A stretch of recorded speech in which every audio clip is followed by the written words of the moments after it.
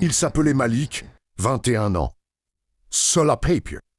Des entraînements tous les jours. Quand Malik était enfant, il disait toujours qu'il voulait jouer comme les stars du foot.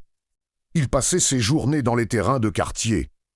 À 16 ans, un recruteur l'a repéré et lui a donné sa chance dans un centre de formation. Son club était petit, avec peu de budget. Son salaire suffisait à peine pour payer un petit studio et les dépenses de base. Parfois, à la fin du mois, il comptait ses pièces en espérant que ça tienne jusqu'au prochain virement. Pendant que certains de ses anciens coéquipiers signaient dans de grands clubs, lui continuait à se battre pour payer son loyer. Sur le terrain, il était l'un des meilleurs rampes rapides. Meisendahoil vivait une autre réalité. Un jour, son réfrigérateur était presque vide. Il avait un match important le lendemain. Mais il devait choisir entre transport pour aller s'entraîner. Malik souriait, mais il restait silencieux. Personne ne savait vraiment ce qu'il vivait.